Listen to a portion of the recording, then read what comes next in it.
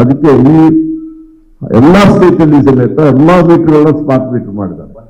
Bulk replacement ಅದು ಭಾರಿ ಸುಲಭ ಆಗ್ತದೆ ಆ ಥರ ಮಾಡಿದರೆ.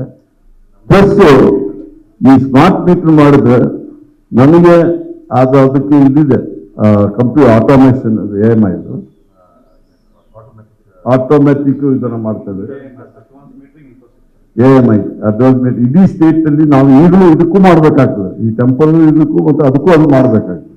ಸೊ ದಟ್ ನಮ್ಮಲ್ಲಿ ಜನ ನೀವು ಹೆಂಗೆ ಮೊಬೈಲ್ ಚಾರ್ಜ್ ಮಾಡ್ತೀರಾ, ಟಿವಿ ಹೆಂಗೆ ಚಾರ್ಜ್ ಮಾಡ್ತೀರಾ, ಅದೇ ರೀತಿ ಮನೆಯಲ್ಲೇ ಕೂತ್ಬಿಟ್ಟು ನೀವು ಚಾರ್ಜ್ ಮಾಡ್ಬೋದು, ನಿಮ್ಮ ಮೀಟರ್ಗಳನ್ನ ಚಾರ್ಜ್ ಮಾಡ್ಬೋದು.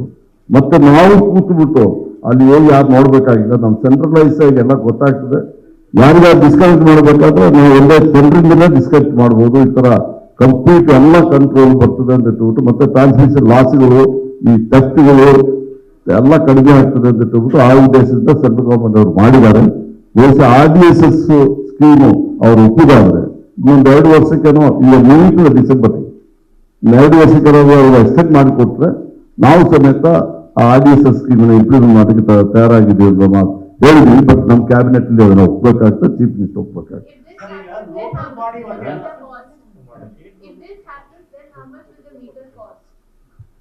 ಮೀಟರು ನಿಮಗೆ ಯಾರೋ ಮಿಸ್ಗೈಡ್ ಮಾಡಿದ್ದಾರೆ.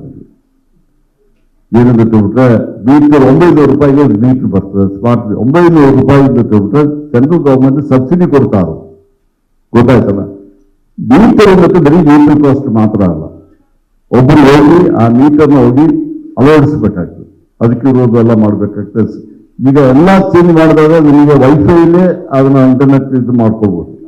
ಈ ನಮ್ಮ ಇದಕ್ಕೆ ಒಂದೊಂದು ಸಿಮ್ ಕಾರ್ಡ್ ಒಂದೊಂದು ಇದಕ್ಕೆ ಬೇಕಾಗ್ತದೆ, ಈ ಟೆಂಪರರಿ ಮತ್ತೆ ಇದಕ್ಕೆಲ್ಲ ಮಾಡಿದ್ರೆ ಅದಕ್ಕೆಲ್ಲ ಕಾಸ್ಟ್ ನೋಡ್ಬಿಟ್ಟು ಸುಮಾರು 5,000 ರೂಪಾಯಿ, 4,900 ರೂಪಾಯಿ, 909, ಓಕೆ ರೌಂಡ್ ಅಬೌಟ್ 5,000 ರೂಪಾಯಿ ಒಂದು ವೀಕ್ಲಿ ಕಾಸ್ಟ್ ಆಗ್ತದೆ. ಈಗ ಅದು ಸ್ವಲ್ಪ ಕಡಿಮೆ ಆಗ್ತದೆ. ಏನಂತ ಹೇಳ್ಬಿಟ್ರೆ ರ್ಯಾಂಡಮ್ ಎಲ್ಲ ಚೇಂಜ್ ಮಾಡಿದ್ರೆ, ಬಲ್ಕ್ ಚೇಂಜ್ ಮಾಡಿದ್ರೆ ಕಡಿಮೆ ಆಗ್ತದೆ. ಅದೆಷ್ಟು ಆಗ್ತದೆ ಅಂತ ಹೇಳ್ಬಿಟ್ರೆ ನಮಗೆ ನಾವು ನಿರ್ಧಾರ ಮಾಡ್ಲಿಕ್ಕೆ ಆಗೋದಿಲ್ಲ. ನಮಗೆ ರೆಗ್ಯುಲೇಟರಿ ಅಥಾರಿಟೀಸ್ ಇದ್ದಾರೆ, ನಮಗೆ ಕರ್ನಾಟಕ ಎಲೆಕ್ಟ್ರಿಕ್ ರೆಗ್ಯುಲೇಟರಿ ಅಥಾರಿಟಿ ಇದ್ದಾರೆ, ಸೆಂಟ್ರಲ್ ರೆಗ್ಯುಲೇಟರಿ ಅಥಾರಿಟಿ ಇದ್ದಾರೆ. ಅವರು ಹೇಳೋ ಪ್ರಕಾರ ನಾವು ಮಾಡ್ತಾ ಅವರು ಆದೇಶ ಕೊಟ್ಟಿದ್ದಕ್ಕೆ ಈ ಟೆಂಪರರಿ ಮತ್ತೆ ಇದಾದ್ರೂ ಮಾಡಿ ಅಂತ ಅವರು ಆದೇಶ ಕೊಟ್ಟ ಪ್ರಕಾರ ನಾವು ಮಾಡಿದ್ವಿ ಹೊರತು ನಾವು ಸರ್ಕಾರದವರಾಗಲಿ ಡಿಪಾರ್ಟ್ಮೆಂಟ್ ಅವರಾಗಲಿ ಅದರ ವಿಚಾರದಲ್ಲಿ ತಿಳುವಳಿಕೆ ಅವ್ರ ಡೈರೆಕ್ಷನ್ ಪ್ರಕಾರ ಮಾಡಿದ್ವಿ.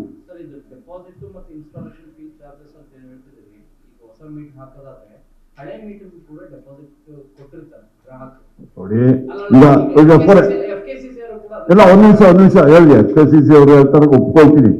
ಈಗ ನೀವು ಹಳೆ ಕಾರ್ ಇಟ್ಕೊಳ್ತೀರಾ, ಹೊಸ ಕಾರ್ ಮಾಡಿದ್ರೆ ಅದನ್ನ ನೀವು ಬೇಕಾದ್ರೆ ಸೇಲ್ ಮಾಡ್ಬೋದು.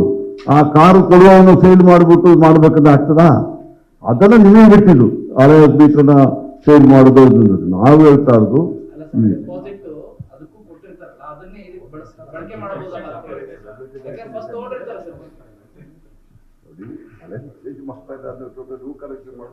ಹಳೆ ಮೀಟರ್ ಅವ್ರು ಯಾರು ತಗೋ ಏನ್ ಮಾಡ್ತಾರೆ ಅಂತ ಕೇಳ್ತದೆ. ಇಲ್ಲ ನಾನು ಹೇಳ್ತಾ ಇರೋದು RDSS. ಅವ್ರು ಕೇಳ್ತಾ ಇರೋ ಈಗೆಲ್ಲ ಹೇಳ್ತಾ ಇರೋದು. ಈಗ ಅವ್ರ RDSS ಬಂದಾಗ ನೀವು ಬಲ್ಕ್ ಚೇಂಜ್ ಮಾಡ್ಬೇಕಾದ್ರೆ ಅದಕ್ಕೆ ಉತ್ತರ ಕೊಡ್ತೀವಿ.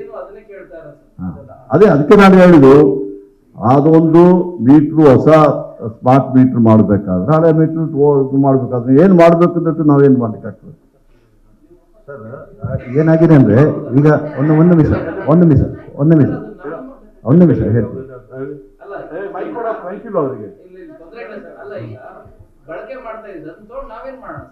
ನೋಡಿ ನಾನು ಹೇಳಿದಲ್ಲ, ಈಗ ಬದಲಾವಣೆ ಆಗ್ತಾ ಇದೆ. ಈ ಹಳೆ ಕಾಲದಲ್ಲಿ ಯಾವ ಫೋನ್ ಇತ್ತು ನಿಮ್ಮ ಹತ್ರ ಯಾವ ಫೋನ್ ಇತ್ತು ನನಗೆ ಗೊತ್ತಿರೋರಿಗೆ ಆ ಒಂದು ಬ್ಲಾಕ್ ಫೋನ್ ಇತ್ತು.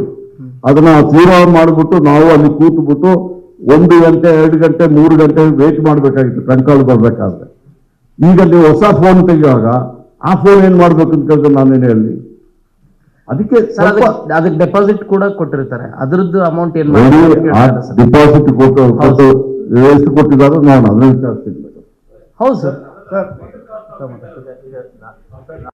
ಡೆಪಾಸಿಟ್ ಒಂದ್ ನಿಮಿಷ ಡೆಪಾಸಿಟ್ ಪ್ಲಸ್ ಮೀಟರ್.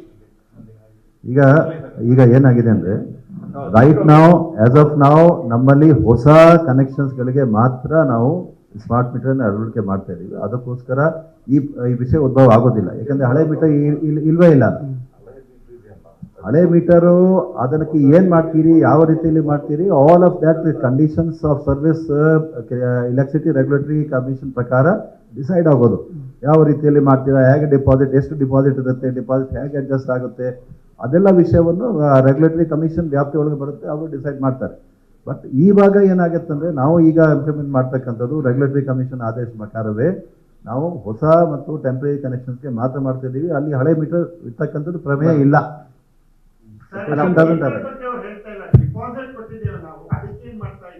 ನೋಡಿ, ಈಗ ಅವ್ರು ಹೇಳ್ತಾರೆ ಅದರ ವೆರಿಫೈ ಮಾಡಿಸಿ ಏನಂತ ಏನ್ ಮಾಡಿದಾರೆ ಅಂತ ವೆರಿಫೈ ಮಾಡ್ಬಿಟ್ಟು ಈಗ ನಮ್ಮ ಪ್ರಕಾರ ಅದ್ರ ವಿಚಾರ ಬರಲೇ ಇಲ್ಲ. ಈಗ ನೀವು ಒಂದು ಹೊಸ ಅಲ್ಲ, ಈಗ ಈಗ ನೆಕ್ಸ್ಟ್ ಎಲ್ಲ ಅವ್ರು ಕೇಳ್ತಾ ಇರೋದು ಮಾಡ್ತೀರಿ ಅಂದ್ರೆ ಈಗ ಗೊತ್ತಾಯ್ತು. ನೀವು ಕೇಳ್ತಾ ಇರೋದು ನನಗೆ ಅದ್ರ ವಿಚಾರ ಫಸ್ಟ್ ಟೈಮ್ ಯಾರೋ ಒಬ್ಬರು ಮಾಡಿದ್ರು, ಅದನ್ನ ವಿಚಾರಿಸ್ಬಿಟ್ಟು ನೀವು ಹೇಳ್ತೀರ. ಸರಿ.